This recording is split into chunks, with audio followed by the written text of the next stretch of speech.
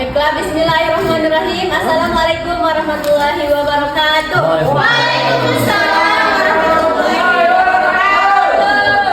Alhamdulillah kita masih bertemu ya pada pagi hari ini. Alhamdulillah. Bagaimana kabarnya? Apakah sehat? Sehat. Alhamdulillah. Ada yang sakit? Ada yang sakit? Ada. Ada yang balas juga. Ya Allah, semoga diberikan hidayah ya. Hidayahnya itu udah dari semester 1 masih dikontrak sama Allah. Astagfirullahaladzim, nggak boleh begitu ya. Nggak boleh begitu. Baiklah, sebelum kita mulai pelajaran, marilah kita membaca doa dulu ya. Berdoa mulai. Berdoa selesai. Ibu absen dulu ya. Iya. Amliana Dwi. Hadir. Sartani. Hadir. Emma Masdura. Oke. Baiklah. Hari ini kita akan belajar tentang pemanfaatan serangga sebagai sumber pangan. Ada yang masih ingat nggak materi minggu lalu itu apa? Dulu, waktu itu kita sudah mempelajari tentang keanekaragaman serangga dan peran-perannya. Sekarang ibu tanya nih, apa peran-peran dari serangga? Nah, yang pertama peran dekomposer atau pengurai itu apa? Penyuburkan. Ya, contohnya? Betul sekali. Nah, kemudian ada serangga penyerbuk. Serangga penyerbuk contohnya apa? Lebah. Ya, dia adalah lebah yang membantu penyerbukan. Ya. Oke, semuanya masih ingat ya? Sekarang kita akan belajar pemanfaatan serangga sebagai sumber pangan. Apakah ada dari kalian yang sudah pernah makan serangga? Ada.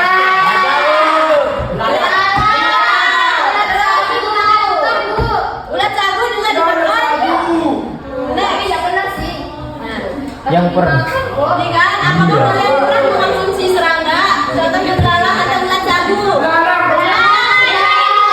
Ulat sagu juga dimakan ibu. Nah, udah pernah enggak? Enggak pernah aku ya, tapi orang rumah ada. Yang udah pernah makan gimana sih rasanya belalang? Iya, katanya sih kayak rasa ayam ya, belalang. Terus kalau yang ini ada yang pernah makan nggak? Itu lihatnya aja kan sudah dingin ya. Tapi apakah kalian tahu apa aja sih kandungan dari serangga tersebut? Ya, ini ulat sagunya. Nah, sekarang kita akan mempelajari nih apa sih manfaat kita untuk belajar tentang serangga itu. Apa sih manfaatnya dalam kita mengonsumsi serangga itu sendiri? Apa sih manfaat serangga? Nah, di sini ada manfaat serangga, di sini ada 5. Yang pertama itu sebagai sumber pangan atau tinggi protein. Nah, serangga itu dia mengandung protein, lemak sehat dan mineral yang baik untuk tubuh sehingga bisa menjadi alternatif makanan bergizi. Nah, seperti yang ibu telah baca ya, sumber pangan. Serangga itu dia bisa menjadi sumber pangan karena dia itu tinggi proteinnya. Bahkan serangga itu bisa bersaing dengan daging soalnya dia memiliki tinggi protein. Nah, kemudian dia itu bisa mengurai bahan organik atau menyerbukan tanah.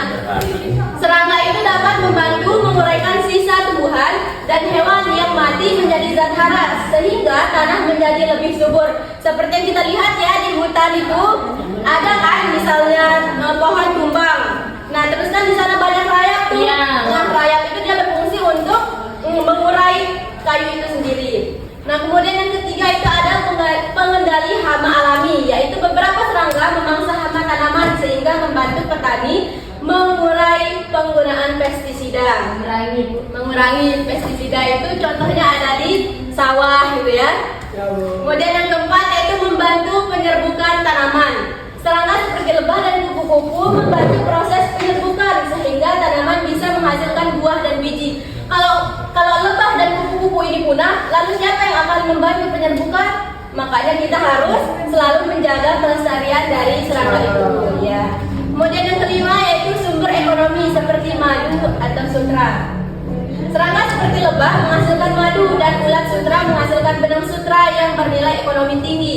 Jadi, tidak saja serangga itu tidak hanya sebagai sumber pangan ya, tapi dia juga bisa menjadi sumber ekonomi seperti madu kan dijual. Kemudian benang sutra itu bisa dijadikan kain kan?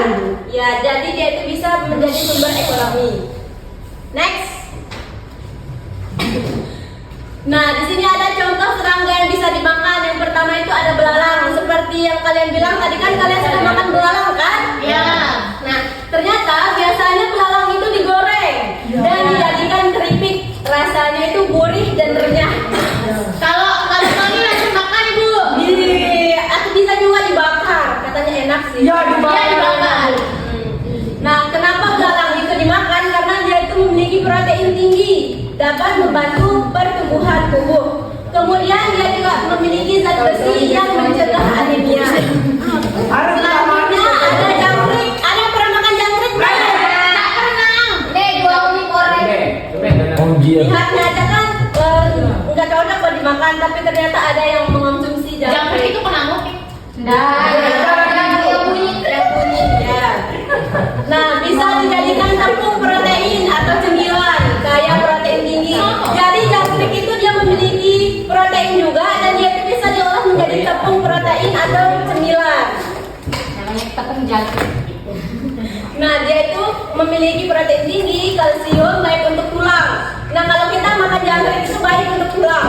Biar kita kurang. Kemudian dia memiliki vitamin B12 penting untuk saraf. Nah, selanjutnya ada ulat sagu. Ulat sagu itu banyak dikonsumsi di daerah timur Indonesia, mengandung lemak dan protein. Seperti di Kalimantan, Sulawesi itu Iya, banyak saya punya di mengonsumsi- TikTok. banyak mengonsumsi ulat sagu.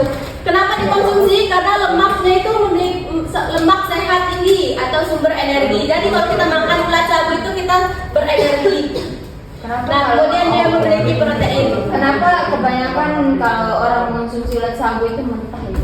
Karena itu dah di dalamnya itu kan masih proteinnya itu masih banyak proteinnya, jadi kalau dikonsumsi langsung itu bisa langsung menjadi protein itu sendiri di dalam tubuhnya.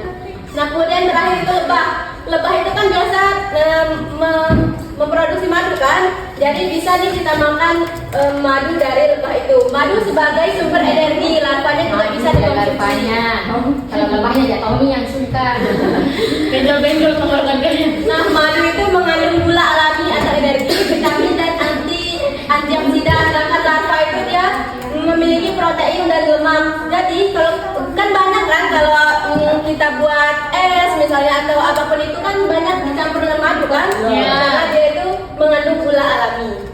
Next. Nah, bagaimana sih jika serangga itu dijadikan menu MBG? Kalian setuju nggak kalau dijadikan menu MBG? Kecuali madunya. Enggak, saya setuju Bu, biar Tapi ini Bu 5 to 5. Soalnya kan tinggi protein. Iya, karena dia Saya, memiliki Bu. protein. Lebih baik MBG dihentikan. Ya, saya setuju. Bukannya tidak mementingkan protein, tapi cuman pendidikan kita Enggak, habis-habis. saya Ya. setuju. Bu, saya lebih setuju yang begitu dikasih kata kuliah. Stop, udah. Next. Iya. Nah, jadi kita akan melakukan studi kasus ya. Di sini ada kasusnya. Di beberapa daerah kebutuhan protein itu masih sulit dipenuhi. Sementara itu, serangga seperti belalang, jangkrik, dan ulat sagu itu memiliki kandungan gizi yang tinggi dan mulai dimanfaatkan sebagai makanan. Seperti yang kita ketahui ya, kalau serangga itu kan tinggi akan proteinnya, bahkan dia itu mampu bersaing dengan daging serangga itu. Namun masih banyak masyarakat yang ragu karena faktor rasa jijik dan resiko kesehatan. Nah, menurut kalian apakah serangga layak dijadikan sumber pangan alternatif di program MBG? Nah, Ibu akan bagikan kelompok untuk menjawab pertanyaan ini. Nanti kalian akan menulis pendapat kalian, lalu kalian akan presentasikan atau adu argumen. Baiklah. Ayo duduk dulu ya sesuai kelompoknya. Udah, tidak sudah. Tadi kan Udah, ya. Oke. Nanti mau ini. ini kamu tadi. Ya, Ibu kasih ya waktu 2 menit untuk diskusi ini. Kan ini kan kelompoknya kontra. Kita diskusi kontra apa, Bro? Bro, baca yang ini kan itu tulisannya. Ini yang hitam ini mau baca ini. Harus mau bisa debat sepertinya. Bentar tadi. Ada, tapi tadi ini kalau terbang gitu. Video terakhir itu. Sudah? Sudah Ibu. Sudah jelas kan? Jelas, Bu. Udah siap? Siap, Bu. Kelompok Belum dua Ibu, siap. belum. Kelompok 1 siapa yang akan mewakili? Saya. Kelompok 2? Saya Ibu. Cantika Ibu. Silakan kelompok 1 untuk menyampaikan pendapat dari kelompoknya. Oke, jadi teman-teman Oke teman-teman, jadi gini. Serangga itu ternyata memiliki protein yang tinggi, bahkan mampu bersaing dengan daging. Cocok untuk membantu program bergizi gratis agar anak-anak mendapatkan gizi yang cukup dan yang penting lagi serangga itu murah dan gampang didapatkan. Ibu didayakan. Dibudidayakan. Jadi kalau program ini jalan terus nggak bakal kekurangan bahan makanan. Oh, jadi itu menurut kelompok pro ya? Ya. Tapi bentar dulu, kita kelompok kontra punya pendapat nih. Hasil diskusi kita. Emang sih bergizi, tapi nggak semua orang bisa makan serangga. Kayak contohnya yang tadi mulut sambu kan, sama belalang. Nah banyak yang langsung ilfil duluan atau jijik ya. Terus juga ada risiko alergi sama kuman kalau nggak diolah dengan benar. Kalau itu yang jadi staf dapur MBG-nya itu pinter buat ngolah. Mungkin sekolahnya cuma sampai SD gitu kan. Iya, soalnya kan ilmu pengetahuannya itu terbatas, jadinya nggak bisa dia mengolah dengan benar gitu. Jadinya program bergizi gratis itu kan buat banyak orang, jadinya harus aman banget caranya diolah. Jadi menurut kelompok kontra tidak dulu. Tidak sesuai. Bagus kelompok 2, silakan kelompok 1 untuk menanggapi. Kalau masalah ini kan bisa diolah. Misalkan diolah jadi tepung kan nggak kelihatan itu berasal dari kulit sagu. Ya sih, campur-campur makanan itu nggak kelihatan. Ya. Jadi nggak kelihatan bentuknya itu kulit sagu. Tapi tetap aja kalau orang lain itu udah tahu itu dari serangga, bisa langsung nggak mau makan itu walaupun udah diakalin. Nah contohnya sekarang banyak ibu-ibu Ebi Pro yang rasis, bukan rasis, yang apa ini? Yang apa ini videoin?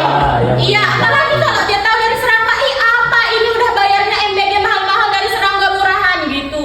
Kan dana MBG itu besar sekali. Silakan yang pro, silakan yang pro. Nah, sebentar dulu kontra belum selesai Bu. Ya silakan. Selain itu perlu juga penelitian lebih lanjut dan sosialisasi sebelum serangga itu benar-benar diterapkan dalam program skala besar. Soalnya banyak juga sekarang yang nggak dari serangga, bahkan murid-muridnya bisa keracunan itu, apalagi yang dari serangga beneran. Terus sudah selesai deh kelompok kontra. Ya kan orang-orang yang dikasih program MBG gratis itu nggak langsung ke dapurnya, nggak tahu kalau itu serangga kan diolah. Iya, Berarti kan banyak. sekarang itu. Oh ini. Tapi Iya, kan, sama aja. tapi kami tetap yakin serangga dapat dijadikan solusi untuk program makanan bergizi gratis. Udah. Silakan lagi, belum.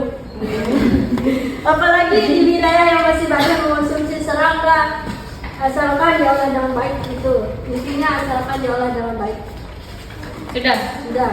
Tapi tetap aja kelompok kita kontra itu berpendapat kalau serangga itu belum cocok dijadikan solusi untuk program makanan bergizi gratis karena masih banyak orang yang belum siap atau tidak semua orang suka mengkonsumsi serangga. Nah balik lagi seperti yang sudah saya bilang tadi itu ibu yang jijik itulah, balik lagi ke poin yang sama. Oke, sudah ya. Sudah kita dapat menyimpulkan bahwa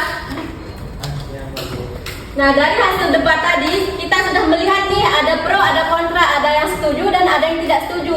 Tapi dari debat ini kita bisa simpulkan bahwa serangga juga punya potensi besar sebagai sumber protein karena bergizi, murah dan ramah lingkungan. Tapi masih ada tantangan seperti rasa jijik, resiko alergi, dan belum semua orang siap untuk mengonsumsi serangga itu sendiri. Nah, jadi serangga itu bisa dijadikan alternatif untuk program bergizi gratis, tapi harus diolah dengan aman, diawasi dengan ketat, dan dikenalkan ke masyarakat masyarakat secara bertahap agar masyarakat itu dapat menerima serangga itu sendiri. Sampai sini ada yang ingin bertanya? Tidak ada. Jadi semuanya sudah jelas ya, sudah mengerti kan? Iya, Sudah iya. Ibu.